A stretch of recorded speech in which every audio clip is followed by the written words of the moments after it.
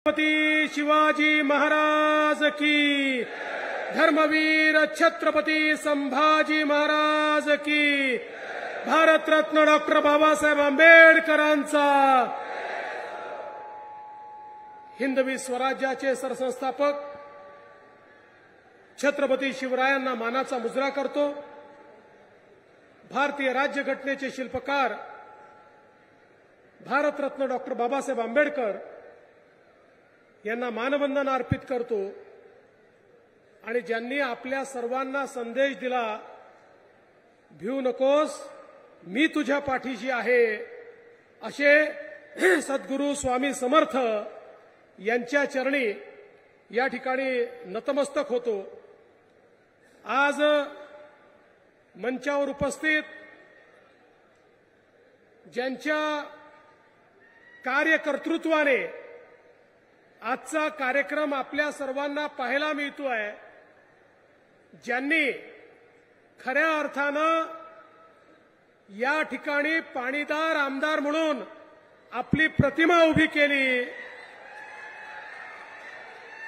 ते आपले लोकप्रिय आमदार सचिनदादा कल्याण शेट्टी, आदरणीय जय सिद्धेश्वर महास्वामीजी, सुभाष बापू देशमुखजी, समाधान अवताडेजी, राम सातपुतेजी, शहाजी बापू पवार, महेशजी हिंडोळे, शिवानंदजी पाटील, राजकुमारजी जिंगाळे, अविनाशजी महागावकर, मलिनाथ स्वामी, वसमनी महाराज, मोतीरामजी राठोड, राजकुमार पाटीलजी, संजय देशमुखजी, अविनाश मडीखांबे, प्रवीण शहा, शिवशरण जोजन, यशवंत घोंगाडे, या ठिकाणी मंचावर उपस्थित असलेले सर्व मान्यवर आणि समोर उपस्थित असलेल्या माझ्या सर्व लाडक्या बहिणींनो आणि तितक्याच लाडक्या भावांनो,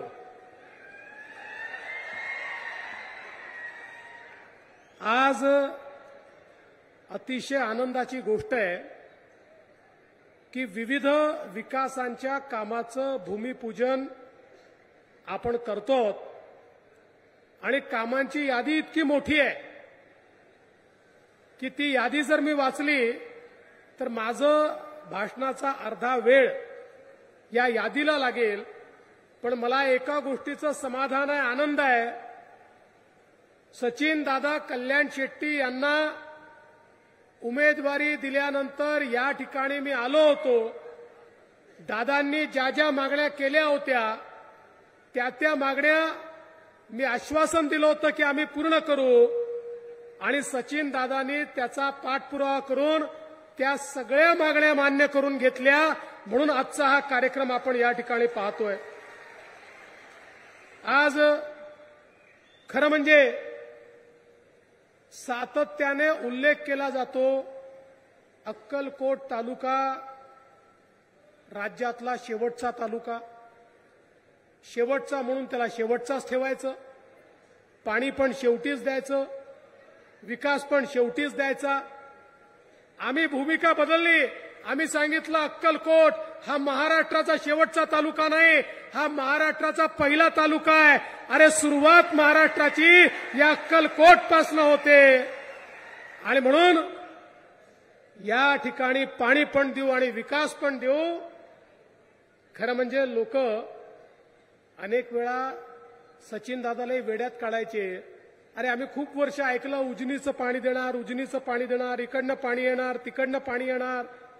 निवडणुका आल्या की केवळ आश्वासनं असतात, ही कामं होत नाहीत।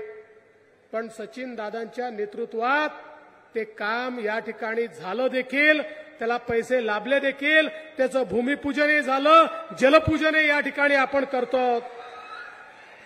आज आपण पाहतोय कर्नूल धरणापासून 16 किलोमीटरची जलवाहिनी असेल, दुधनी शहर पाणी पुरवठा योजना 47 कोटीची असेल, ज्याच्यामध्ये 2 MLDचे जलकुंभ आहेत, 22 किलोमीटरच्या जलवाहिन्या आहेत, 75 KVPची सौर ऊर्जा प्रकल्प या ठिकाणी आहे।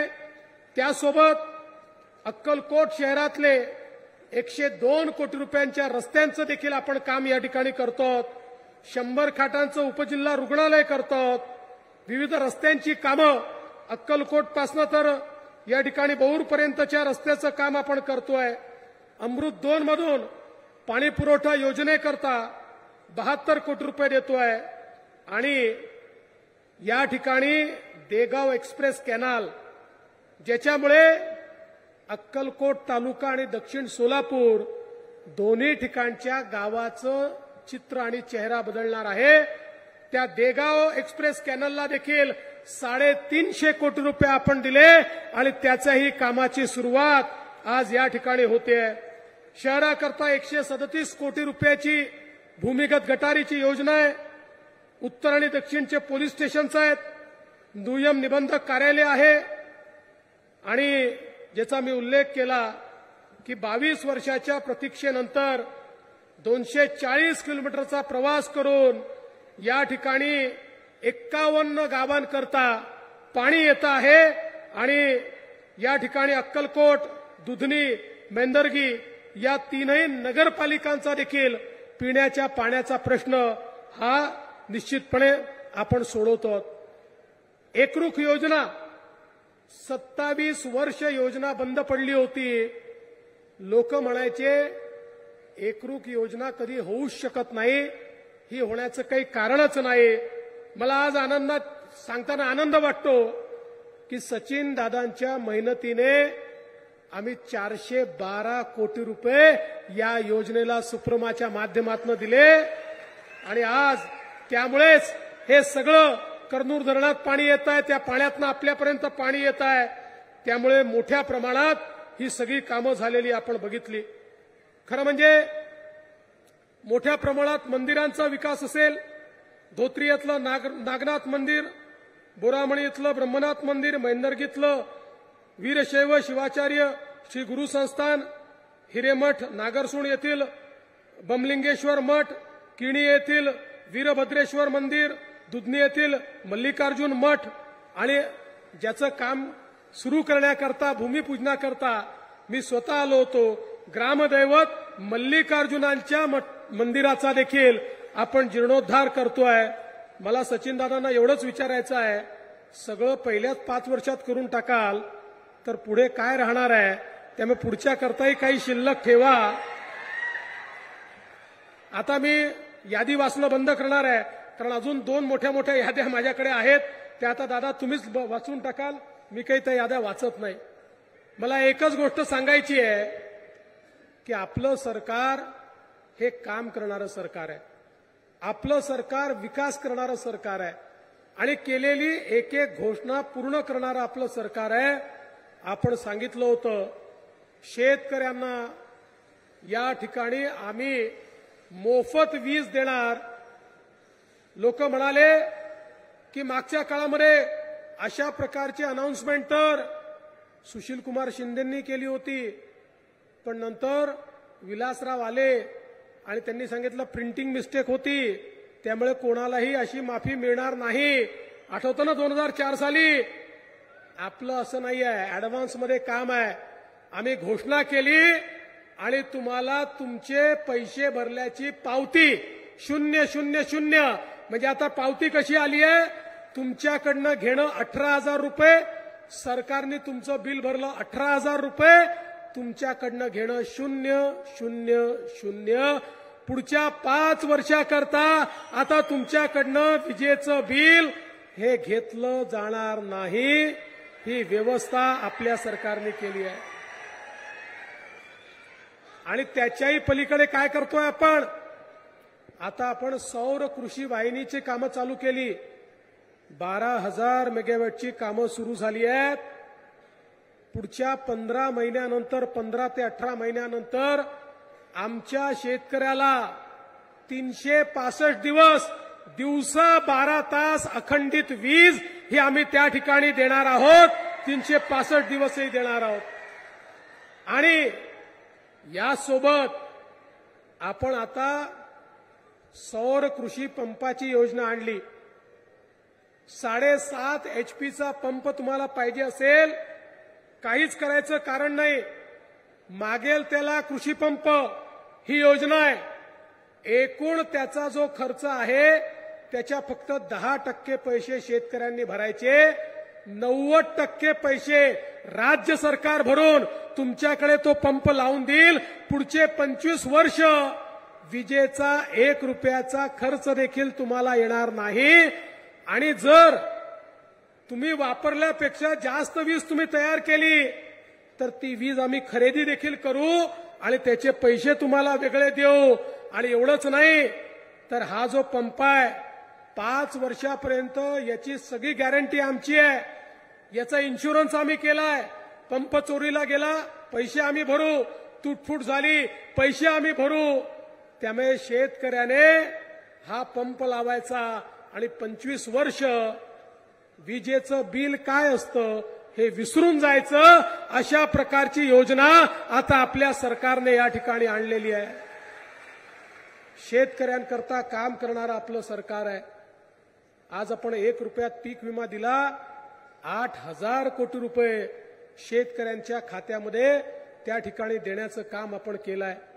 आपल्याला माहिती आहे किसान सन्मान योजनेसोबत आपण नमो किसान सन्मान योजना चालू केली.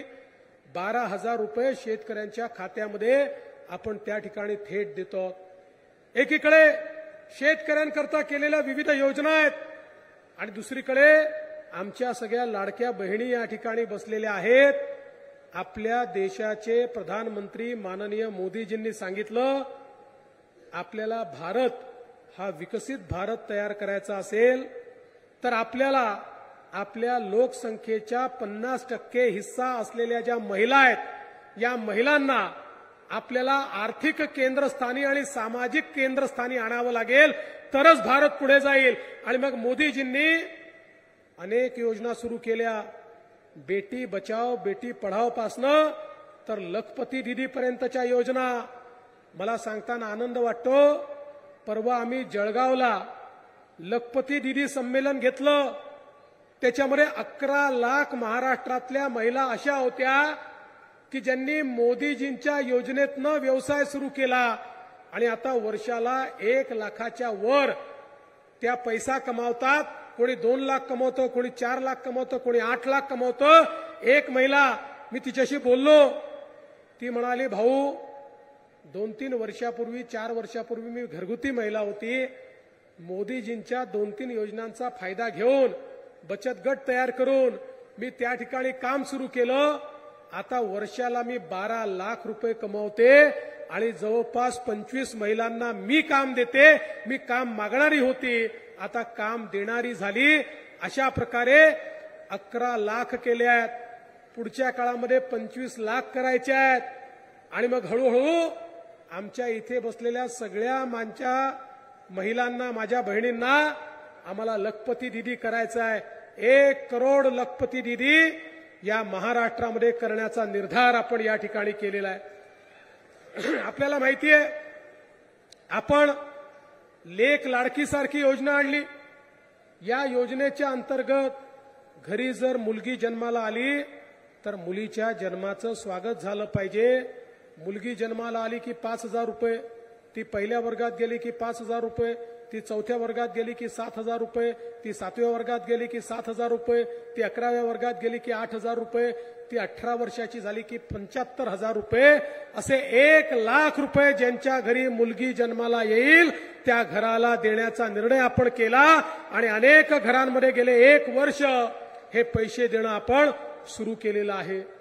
एवढंच नाही तर आमच्या लाडक्या बहिणींकरता आम्ही एसटीच्या प्रवासामध्ये 50% सवलत दिली. आता महिलांना 50%च तिकीट लागतं.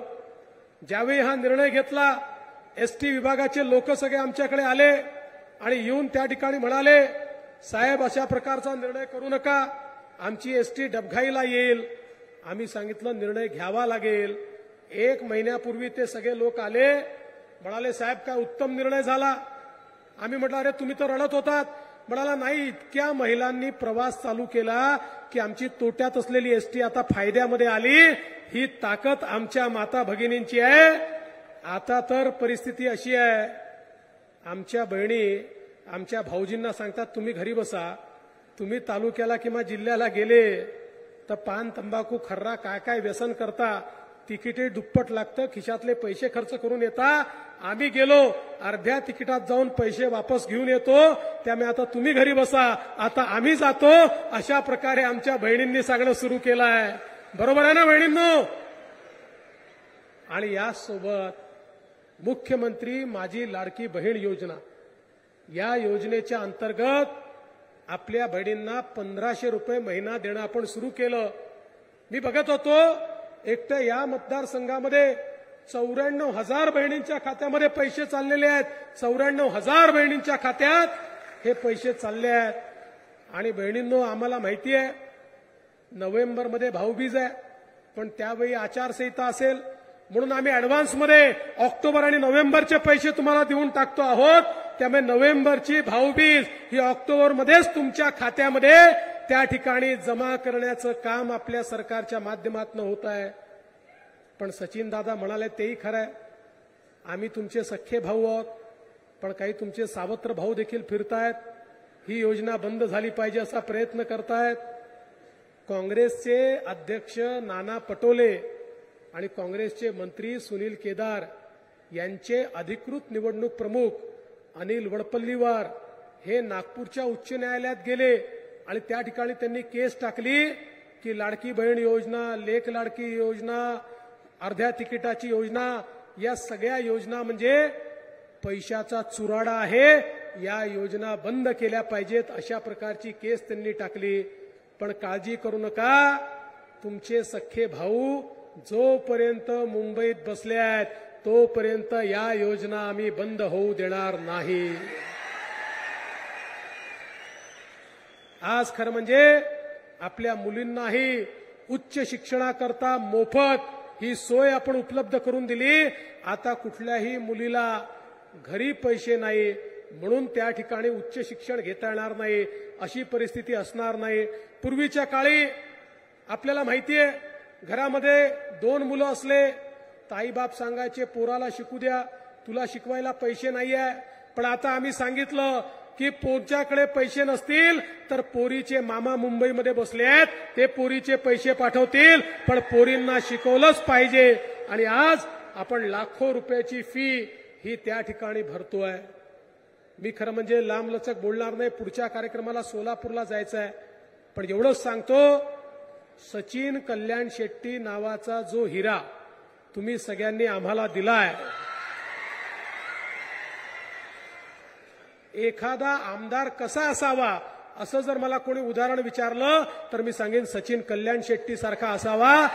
अशा प्रकारचा एक उत्तम आमदार तुम्ही दिल्यामुळेच ही सगळी कामं या ठिकाणी होत आहेत. आणि भविष्यातही तुमच्या कल्याणाकरता तुमचे आशीर्वाद हे आमच्या पाठीशी असू द्या, एवढीच विनंती तुम्हाला करतो आणि माझं बोलणं संपवतो. धन्यवाद. जय हिंद, जय महाराष्ट्रातील ताज्या बातम्यांसाठी बघत रहा टाइम्स टुडे 18 न्यूज. सोबतच शेअर करा, सबस्क्राईब करा आणि बेल आयकॉन प्रेस करा.